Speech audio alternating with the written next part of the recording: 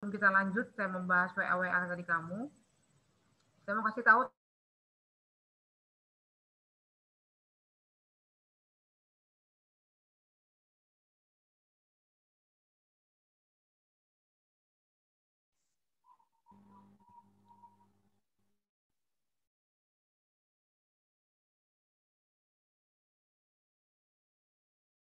di ya RPS 13 kamu ada kuis.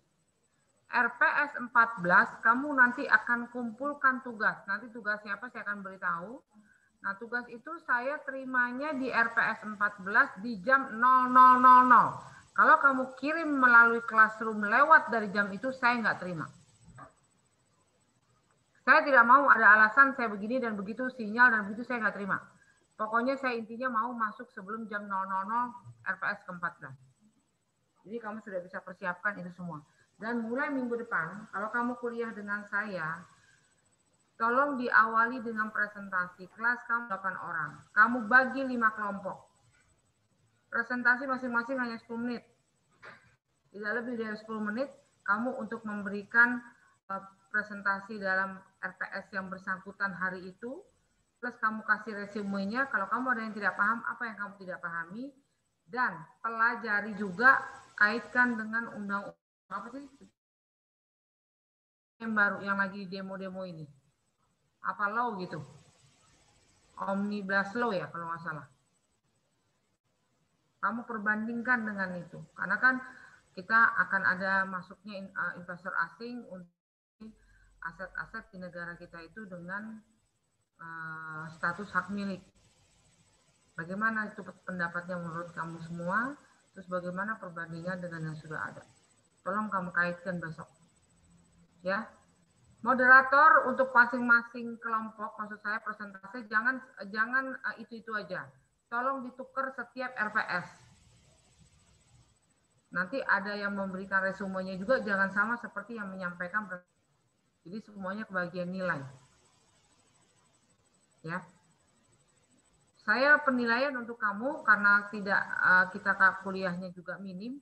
Saya akan lihat dalam hal WA grup kamu sama kamu cara menanggapi atau kamu bertanya segala macamnya yang akan punya bobot buat saya. Itu aja caranya. Saya rasa sudah cukup ya.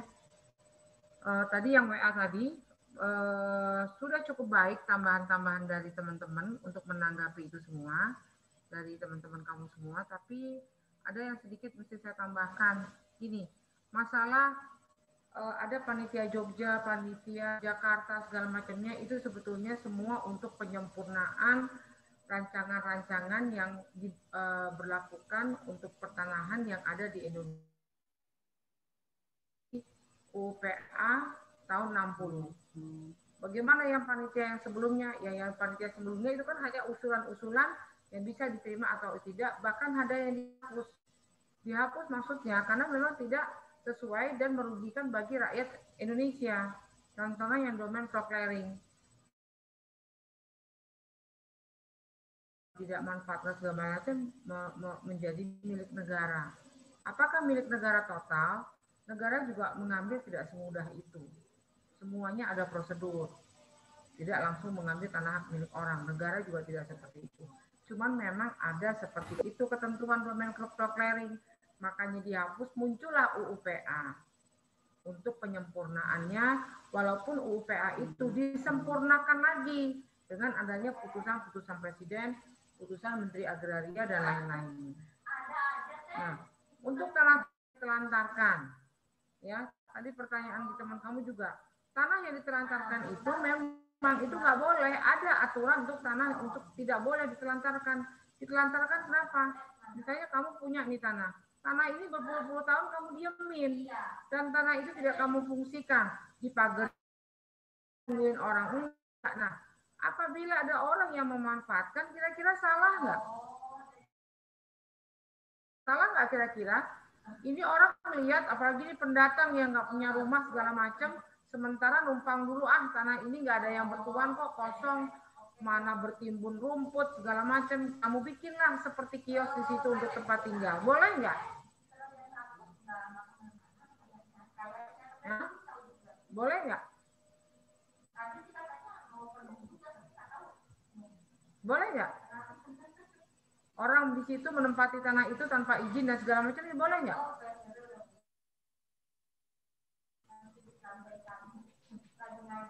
Izin menjawab, Bu. Ya, silakan. Abdillah. Menurut saya, kalau secara hukum tidak boleh. Namun secara sosial sepertinya boleh, Bu.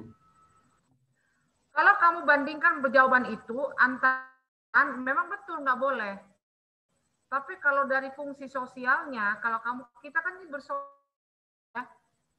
ya kalau misalnya pada saat ke tanah itu kamu lagi keadaannya memang tidak mengizinkan segala macam, kan orang kasihan melihat kamu, betul? Oh boleh deh Pak, sementara di situ. Tapi sementara kamu nggak pindah-pindah. Karena memang tidak ada yang memiliki sampai kamu bertahun-tahun. Akhirnya kamu merasa memiliki. Malah yang punya tidak merasa memiliki. Muncullah sengketa. Bisa aja surat yang dulu mungkin nggak ada, terus kamu mencoba untuk, karena kamu udah kuasai selama 20 tahun, biasanya kan kalau tanah sudah dikuasai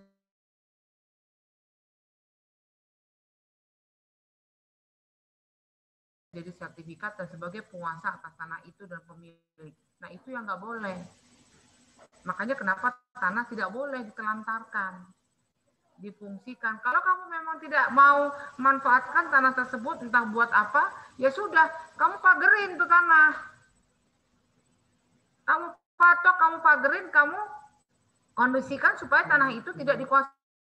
Karena akan muncul sengketa nantinya. Nah, kamu nggak mau sengketa. Kalau udah sengketa, biaya besar. Karena harus dapat putusan pengadilan. Siapa sebenarnya yang punya? Yang menempatikah atau yang punya tanahkah? Gitu. Intinya begitu. Terus tadi ada pertanyaan juga, tanah ditelantarkan sama apa ya tadi ya? Uh,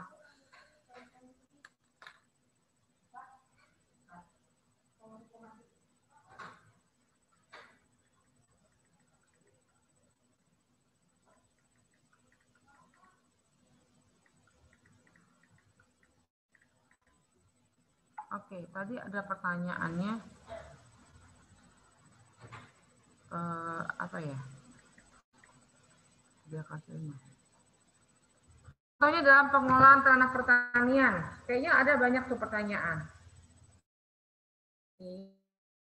Punya UPA akan dibatasi kepemilikannya. Dibatasi kepemilikannya bukan berarti kamu nggak boleh. Boleh. Sebetulnya kayak sekarang ini kan kalau WNI untuk perorangan untuk memiliki tanah lebih dari 5.000 itu bukannya nggak boleh. Boleh. Tapi setiap kamu membeli tanah, misalnya 1.000, 5.000, 10.000, itu semua ada ketentuannya. Ada izinnya. Kamu bikin dulu izin. Nah, izinnya itu yang pakai nggak mungkin gratis ya. Ada kamu harus PNBP yang kamu bayar, ada SK yang dikeluarkan oleh Kepala BPN bahwa kamu diizinkan untuk membeli tanah yang luasnya yang harusnya melebihi ketentuan. Itu ada izinnya. Tapi bukan berarti serta-merta nggak boleh. Boleh. Dalam praktek ini boleh. Tapi izinnya kemana? Tergantung berapa luas kamu beli. BPN yang ada di wilayah itu. Misalnya kalau untuk di tempat saya atau Bintaro mungkin masuknya Tangsel. Tapi ternyata kalau lebih dari 5.000 izin itu tidak hanya kepala BPN setempat, harus sampai Kanwil. Kalau kamu mungkin dari KPP ke Kanwil. Kalau ternyata melebihi dari 10.000 lagi, kalau nggak salah 2 hektar, itu izinnya lagi ke pusat. Jadi sebetulnya bukan tidak boleh serta-merta tidak boleh, boleh, tapi ada izinnya. Diizinkan atau tidak nanti berdasarkan keputusan masing-masing kepala kantor. Bisa nggak Bu, di Tangsel disetujui, di Kanwil nggak disetujui? Bisa. Di Tangsel disetujui, di Kanwil disetujui, di pusat tidak disetujui? Bisa juga. Nah semuanya itu prosedur yang harus biasanya untuk para pengusaha atau siapapun yang akan beli tanah, dia akan sounding dulu. Boleh nggak? Kalau perorangan beli tanah saya seperti ini, apa syaratnya? Apa ininya? Gitu. Ini hitungnya tuh harus ditanya dulu. Biasanya kalau pada saat ke notaris, notarisnya itu udah langsung ngomong, nanti ya Bu ya ketentuannya kita akan coba, karena BPN ini kan ketentuannya kadang-kadang ganti-ganti yang tanpa diketahui oleh kita sebagai notaris atau awam lah. Nanti kita akan tahu syaratnya untuk Ibu ingin memiliki tanah tersebut. Biasanya begitu. Terus tanah negara. Tanah kepemilikan tidak serta-merta negara. Nah, semuanya ada prosedur. Karena tidak dimanfaatkan terus negara langsung ngambil. Pasti ada somasinya. Cuman mungkin kalau misalnya terjadi tahu-tahu ditarik oleh negara, mungkin somasi itu tidak kamu pedulikan. Somasi aja minimal kan 3 kali. Dan itu ada jarak waktu. Mungkin kamu tidak pedulikan atau tidak kamu hiraukan. Nanti giliran benar-benar diambil negara baru ngamuk. Jadi negara ini ada aturannya. Apapun yang akan dibuat tetap ada aturannya untuk melindungi para pemilik. Status hak akan dilindungi. Tidak akan serta-merta negara. Contoh, kalau kamu punya sertifikat HGB, ya, HGB ada masa berlaku nggak? Ada. Baik, Bani, ada masa berlaku. Kalau ada masa berlaku, misalnya berlakunya itu cuma pertama kali dikasih 30 tahun. Tapi setelah 30 tahun habis, itu hanya 20 tahun diperpanjangnya. Nah, misalnya rumah kamu statusnya masih HGB, belum hak milik. Artinya nanti, itu di situ di sertifikat ditulis, berlaku misalnya sampai tahun 2020. Nah, sampai 2020, kamu nggak perpanjang. Karena setelah kamu ke WPN, ternyata biayanya mahal untuk memperpanjang. Karena ada S.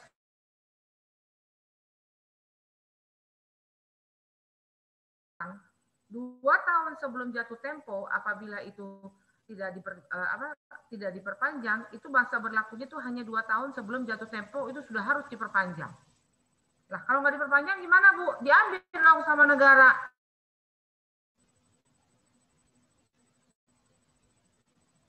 Diambil nggak sama negara? Rumah kamu?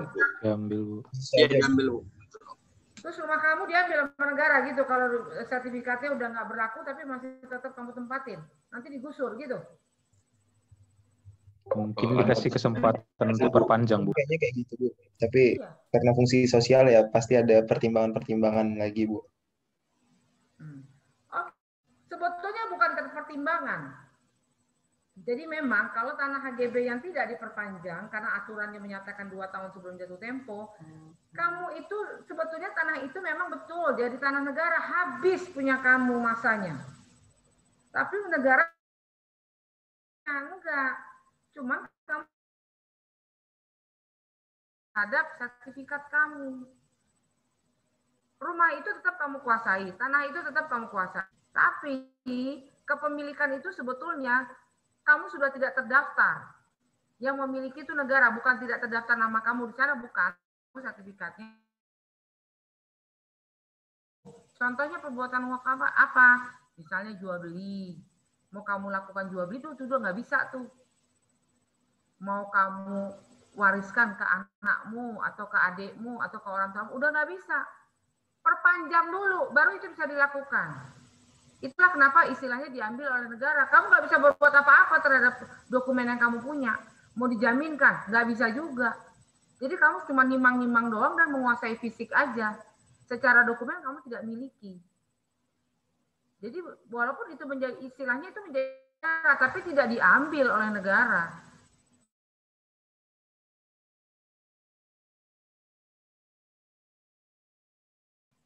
Sesuai dengan ketentuan yang berlaku.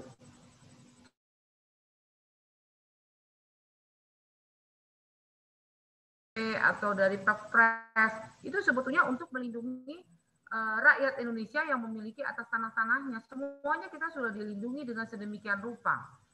Tapi dengan adanya omnibus aturan baru ini Undangan Cipta Kerja tuh ya ada mengenai properti.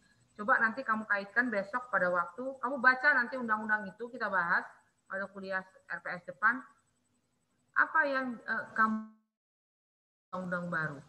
Banyak dirugikankah atau diuntungkankah? Tapi kamu baca dulu. Saya nggak mau kamu jawaban kamu tidak baca. Kamu harus kuasai itu. Kita sama-sama baca nanti. Bu, izin Bu.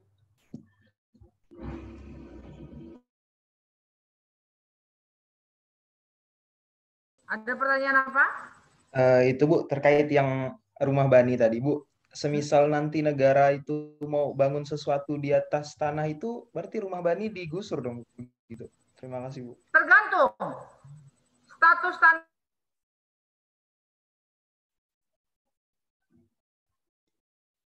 kalaupun digusur itu biasanya ada penggantian. Tapi itu pun ada penggantian. Biasanya ada penggantian. Kalau suka kamu lihat orang-orang gusur, misalnya waktu itu pernah di daerah mana itu rumah kompleknya TNI AD atau segala macam ya, pernah kan? Kamu lihat tuh di TV-TV. Punya mereka.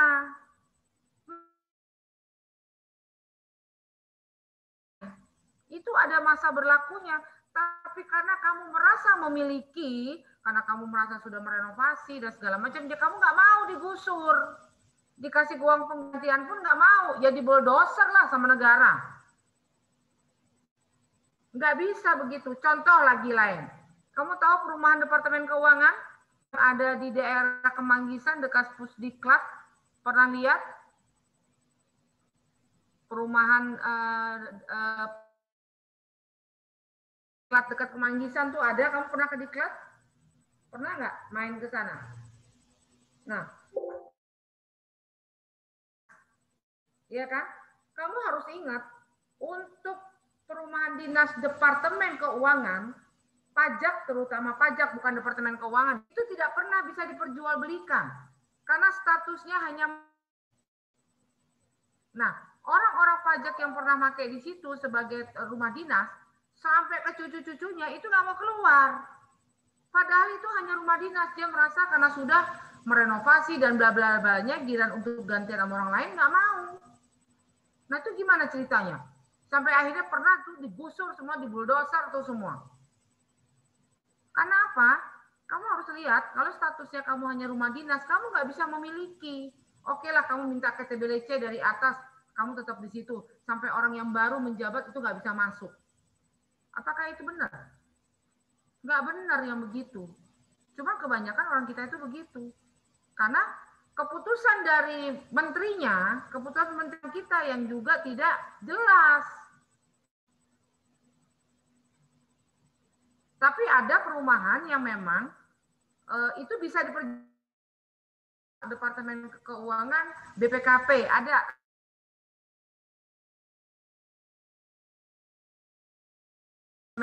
BPKP dengan orang yang menempati tanah itu yang awalnya sebagai rumah dinas, dia ditawarkan ada, tapi kalau untuk pajak tidak, dia hanya pakai aja.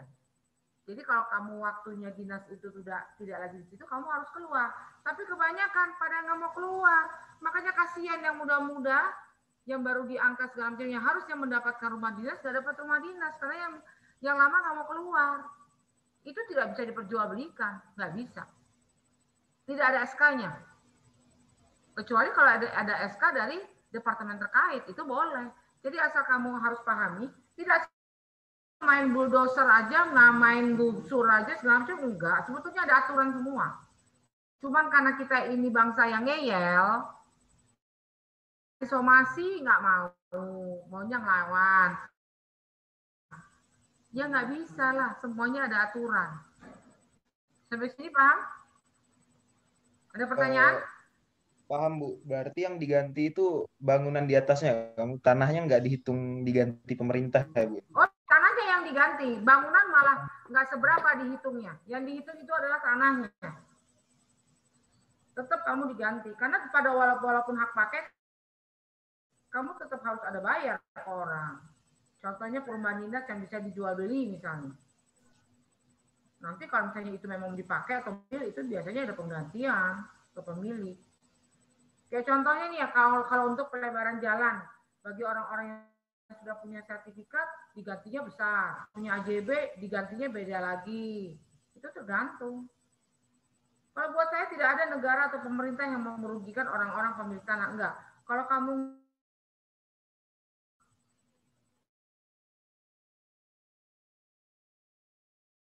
nggak telusuri, kenapa dia harus kamu ingat, seperti di Tangsel ini, Tangsel ya, saya bicara Tangsel.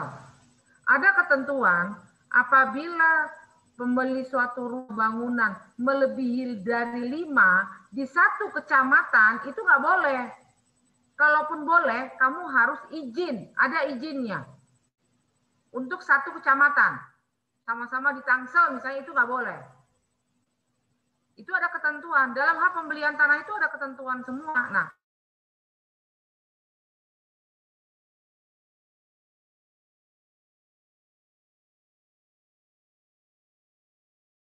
itu ada 10 misalnya. Gimana caranya? Ada izinnya. Tapi sekarang ada ketentuan baru. Kalau untuk pembangunan di atas tanah kita, untuk dijadikan perumahan, lebih dari luasnya. Kalau lebih dari 5 itu harus berbentuk PT.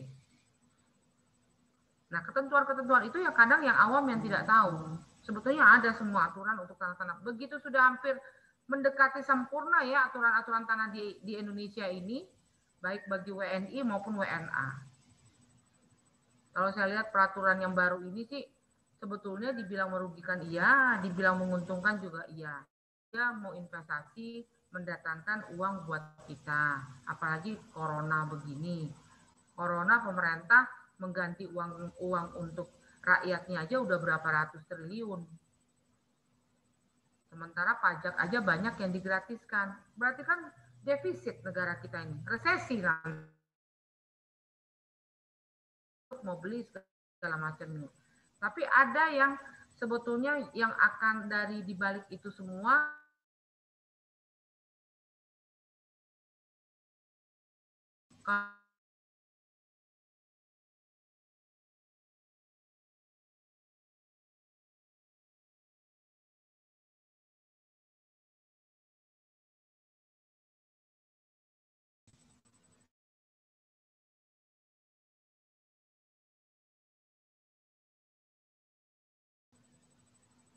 ada yang bisa jawab?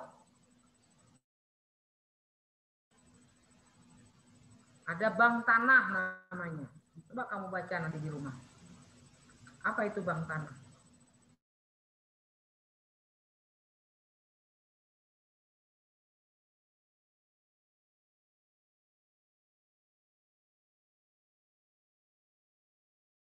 Tidak dikuasai asing. Misalnya asing beli di daerah ini.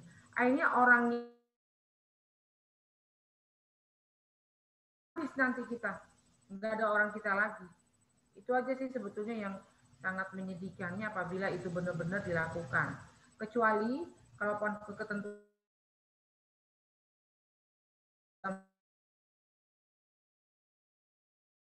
ketentuan tersendiri. Jadi antara undang-undang makanya kadang-kadang tidak sinkronisasi dengan departemen terkait. Contoh, ya, ini saya ambil contoh. Kamu beli rumah, harganya 500 juta, karena beli rumah itu boleh berdasarkan NJOP asal naikkan 30% atau 40%. Pada waktu kamu membayarkan pajak, misalnya kamu beli sama notarisnya, oke deh 500 juta Bu, saya maunya walaupun harga realnya 700.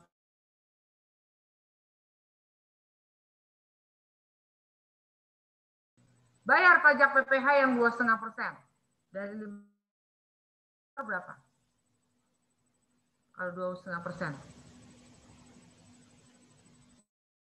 Hah? 500 juta transaksi jual beli, 2,5%-nya berapa? Ayo, berapa? Mana matematikanya? Hah? 2,5%-nya berapa? 12.500.000, benar nggak? Iya, Bu. Bu. 12.500.000, 500 juta ya. 12 juta. Saya berarti wajib bayar ke KPP terkait NPWP saya atas transaksi adalah 12,5 juta. Kalau BPHTB kan setelah dikurangi 80 juta tidak kena pajak. Sorry, 60 juta untuk Tangsel. Nah, pada waktu kamu setelah transaksi, bayarkan ini harus divalidasi. KPP nanti yang memvalidasi dengan segala catatan SPT-nya harus bersih dan segala-galanya. Tiba-tiba kamu ditolak. PPh kamu yang kamu bayarkan itu ditolak. Syaratnya macam-macam karena tidak ini nggak mungkin harganya bisa jadi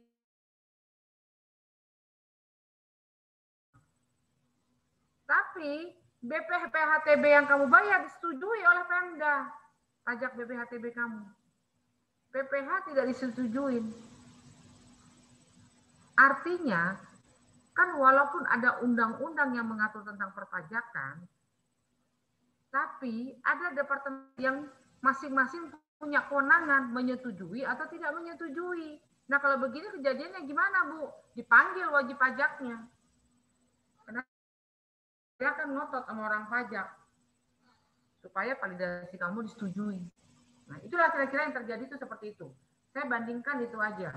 Misalnya orang asing ke sini beli apa segala macamnya, tapi nanti di saat dia mau jual atau gimana, tentunya Kementerian Agraria, Departemen Agraria itu punya ketentuan sendiri, syarat-syarat tersendiri dengan pada waktu dia membalik nama, walaupun dia disetujui untuk beli, pasti ada itu nanti yang celahnya untuk dipersulit dalam hal dokumen. Karena semua departemen itu kan punya ketentuan, dikuasai oleh satu dokumen atau undang-undang. Undang-undang memang menyatakan boleh, tapi di saat dia melakukan perbuatan hukum, kan punya kewenangan juga, baik pajak, baik Bapenda yang mengatur pajaknya, baik Kementerian Agraria, kan terkait semua. Paham nggak maksud saya di sini? Jadi kalau saya baca dari WA grup pengertian para siswa di sini, jadi harus diingat bahwa semua apa yang kita miliki di bumi air, lihat pasal 33 UUD berarti dikuasai oleh negara dan untuk kepentingan kemakmuran rakyat yang mempunyai fungsi sosial dan segala macamnya, ya memang kita dilindungi. Fungsi sosial misalnya apa? Kan ada tuh di situ kamu baca PPT harus punya fungsi sosial.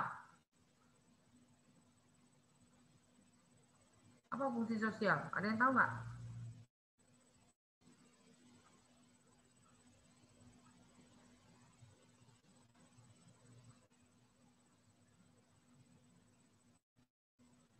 Hah? Fungsi sosial apa sih? Kalau kamu punya tanah harus punya fungsi sosial. Apa itu? Izin mencoba untuk menjawab, Bu. Ya, silakan. Siapa? Ferdinand, Bu. Ya, silakan Ferdinand. Mungkin fungsi sosial dari tanah yang kita miliki itu adalah supaya bisa dimanfaatkan oleh masyarakat di sekitar kita dan juga untuk tujuan pelayanan publik atau umum, Bu. Iya, betul. Jadi setiap tanah yang kamu miliki itu kamu jangan lupa pasti ada fungsi sosialnya. Karena dalam hal kamu mempunyai pemilikan tanah, kamu juga tidak bisa bangun semua. Contoh, kamu punya tanah 100 meter, ya. Pada waktu kamu mau bangun, 3 meter di muka nggak boleh kamu bangun itu. Itu harus kamu pakai untuk nanti baru batas pagarnya, GSB-nya, garis sepadan bangunan. Ada GSP, GSB, macam-macam. Nah, berapa jarak kamu dengan jalan? Jalan itu harus 6 meter, tergantung kalau real estate. Kalau BTN segala macamnya itu boleh kalau nggak salah 3 meter. Kenapa? Kamu memang jalannya lewat mana kalau nggak kamu kasih itu jalanan buat orang? Kan tanah kamu, supaya rumah kamu tuh indah.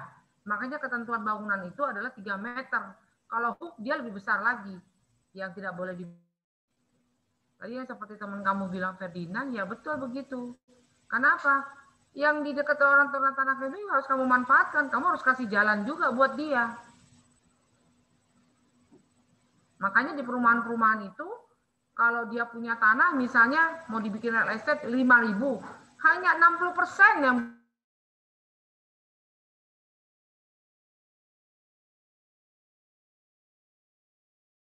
berapa meter.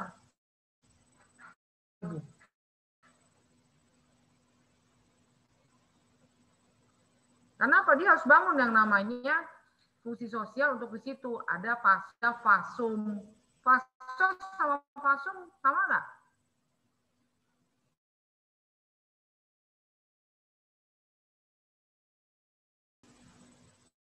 Ayo, masa orang PBB penilai nggak tahu?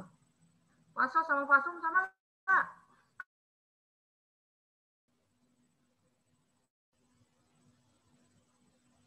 Bisa jawab?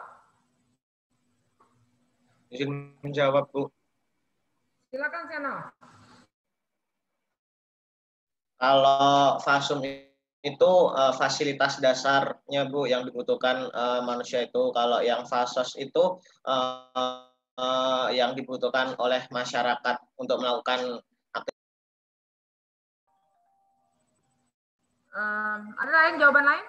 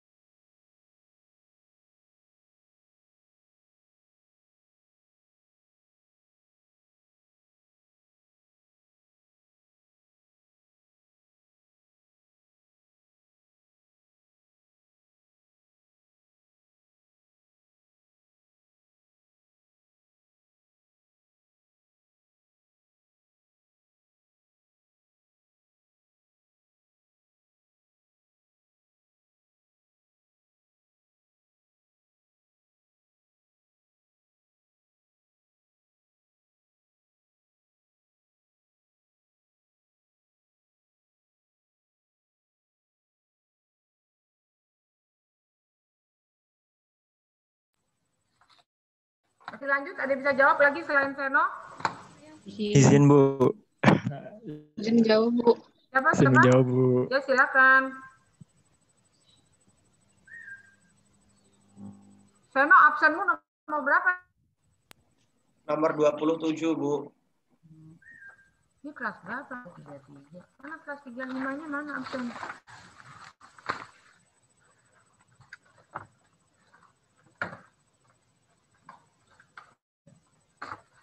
Oke. Siapa tadi yang mau jawab? Siapa yang mau jawab? Izin jawab Bu. Silakan, Aula. Ya Bu, untuk fasum adalah fasilitas dasar yang dibutuhkan manusia untuk hidup atau fasilitas yang diadakan untuk kepentingan umum. Contohnya jalan, angkutan umum. Terus kalau fasos adalah fasilitas yang dibutuhkan masyarakat untuk melakukan aktivitas sosial kemasyarakatan. Contohnya sekolah, puskesmas, gitu Bu. Oke. Cuman agak kurang lengkap jawaban kamu, yang lebih lengkap adalah si Aula.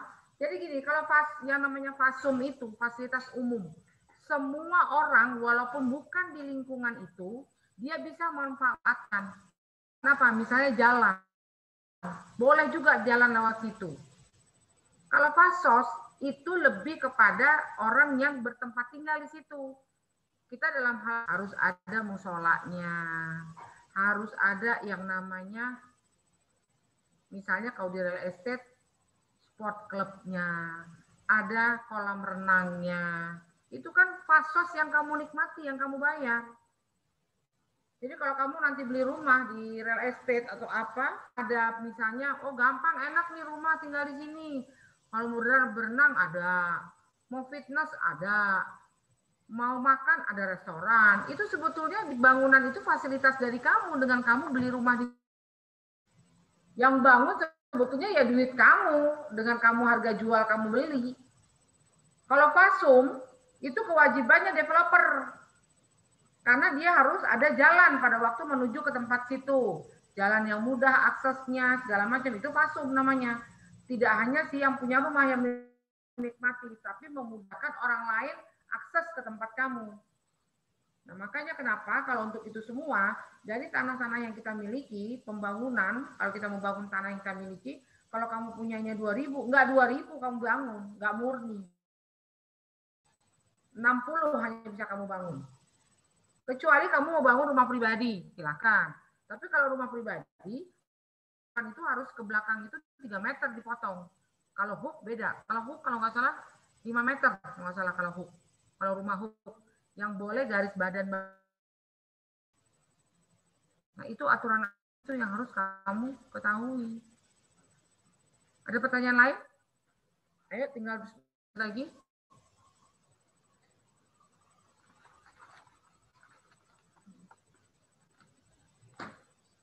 Besok kamu kalau presentasi pakai voice aja di WA grup. Kan bisa tuh kamu ngomong tuh, kamu tinggal kirim ke grup.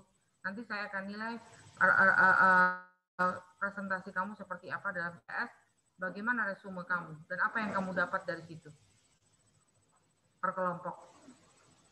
Bagi aja kelompoknya, pasti ada yang ganjil, ada yang 5, ada yang 6. Karena saya hanya mau 5 kelompok. Jangan banyak-banyak. Anaknya aja yang banyak, nggak apa-apa. Ayo, ada pertanyaan lain mengenai RPS ini?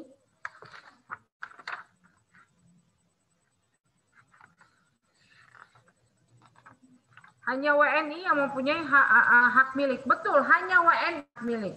Tapi WNI yang seperti apa? WNI yang dia kalau perorangan. Boleh dia punya hak milik, status haknya. Tapi bukan berarti dia tidak punya HGB. Kalau misalnya masih HGB, boleh jadi hak milik. Tapi kamu harus tingkatkan. Kalau misalnya rumah kamu masih HGB, kamu mau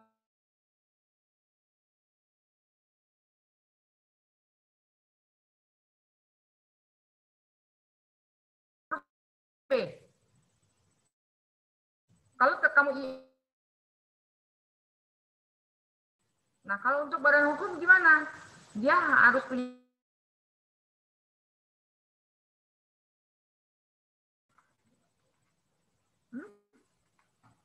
Kalau untuk badan hukum gimana? Kalau untuk badan hukum, bukan dia tidak boleh memiliki hak milik. Karena siapa tahu dia naksir punya tanah.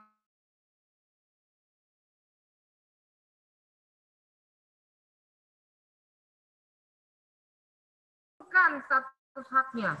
Dari hak milik menjadi HGB.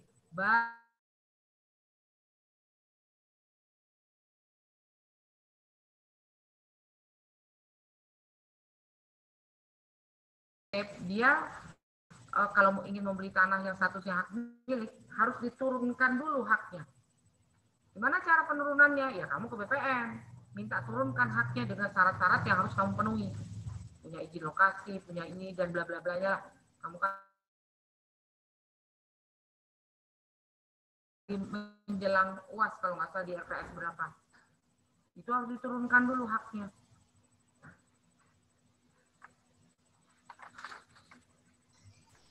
Ada kan juga kalau udah mau diupload kan. Oke. Tinggal 5 menit. Ada yang mau ditanyakan lagi sebelum ditutup Zoom-nya? Masih ada yang bingung? Izin bertanya, Bu. Silakan, Bani. Kan tadi pertanyaan kan itu harus memperlihatkan fungsi sosial, Bu. Tapi kenapa kalau kita lihat di internet itu ada rumah yang membuat tembok sehingga orang lain tidak bisa berjalan, Bu.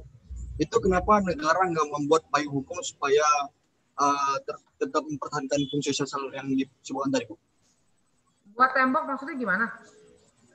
Membuat tembok yang nggak bisa orang jalan gitu, Bu.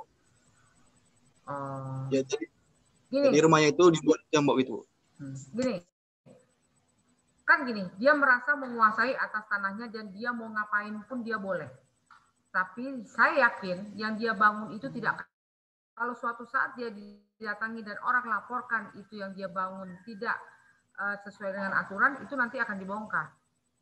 Biasanya seperti itu. Selama tidak ada yang ngadu, memang tidak bisa dilakukan apapun selama tidak ada yang ngadu. Tapi kalau ada yang ngadu, nah itu jadi masalah nanti. Ada yang ngadu, tapi ada KTBLC dari yang punya tanah, nggak bisa juga deh. Gitu. Prakteknya itu dalam perjalanan praktek yang membedakan itu. Saya tidak bisa katakan ini karena kita dalam kehidupan ini aturan is aturan, tapi dalam berjalan, nah semua sudah tangan manusia yang mengatur. Tapi bukan berarti nggak boleh. Tiba-tiba ada pengecekan nih dari pihak Bapenda yang ngecek, oh ini kamu macam jebret, dikasih gempokan duit, udah selesai. Nah sementara tidak ada lain orang yang menuntut. Tapi kalau misalnya saya mau menuntut, misalnya yang dibangun itu tidak sesuai, mengganggu ketertiban umum, nah itu akan diusut nanti.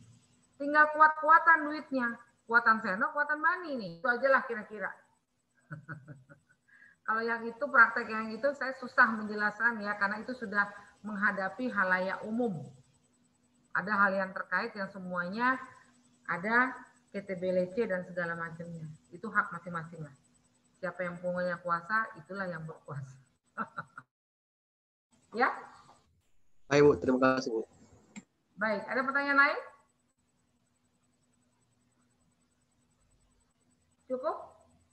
Saya rasa untuk RPS ini kamu cukup dibaca, cukup kamu dalami aja, tidak ada hal yang terlalu membuat kamu sulit. Cuma memang yang sulitnya harus baca aja, harus dihafalkan, apalagi nanti kalau ujian. Saya rasa saya cukupkan sampai di sini dulu pertemuan hari ini Zoom-nya. Lagi kita akan mulai dengan presentasi, absen selesai. Nanti saya mulai. Siapa yang mempresentasikan duluan? Acak-acakan boleh, nggak harus kelompok satu duluan, nggak. Silakan yang sudah siap. Kamu ngomong aja, kamu serahkan ke grup, saya akan baca, saya akan nilai masing-masing grup kelompok bagaimana penyampaiannya dan materi apa yang kamu dapat dari situ dan dapat kamu simpulkan. Jangan lupa baca Omnibus Law, sampai lupa tuh namanya. Cuma saya tahu isinya, gitu. Tapi kamu tolong baca, baru kamu nanya sama saya, bandingkan dengan RPS yang kamu presentasiin ke saya. Ada kok kaitannya. Oke? Baik, kita ketemu minggu depan. Ada yang mau bertanya lagi? Bu. Silakan, Anu. Kenapa, Anu? Mengenai yang undang-undang Omnibus Law. Omnibus Law itu, Bu. Omnibus Law sama penyanyi. Kamu ngaco aja. Enggak, Bu. Yang tentang Omnibus Law itu, sekarang ini nggak ada yang megang teks aslinya, Bu. Dari pihak Kapolri bilang, 2 teks yang beredar itu bukan teks asli. Sedangkan Kapolri ditanya juga itu belum ada teks aslinya. Jadi kami mau berpendapat dengan dasar yang tidak ada dasar itu susah, Bu. Baca dulu aja. Udah ada 905 halaman tuh. Coba yang agraria dan properti aja kok yang kamu baca, yang lain-lain nggak usah. Kan mengenai agraria dan properti yang mana ya? Kalau nggak gitu kamu nggak akan baca. Cuman katanya.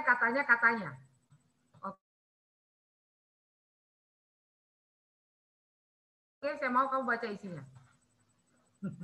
Terima kasih, Anung. Ada yang lain sebelum saya tutup? Cukup ya? Baik, sampai ketemu minggu depan. Semoga bermanfaat. Selamat siang. Assalamualaikum warahmatullahi wabarakatuh. Waalaikumsalam. Waalaikumsalam warahmatullahi wabarakatuh. Assalamualaikum warahmatullahi wabarakatuh. Terima kasih, Bu. Terima kasih, Bu.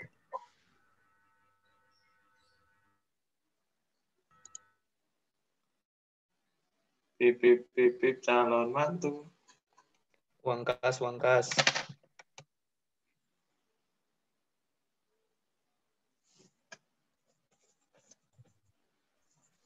Kelas lagi jam berapa? Jam 2. Jam 2. Apa sih? Aduh, Pak Riko ya? Yoi. Dit. Kok Siapa nama bapak kau? mau dicari anjing? Nah, mau mandi lah.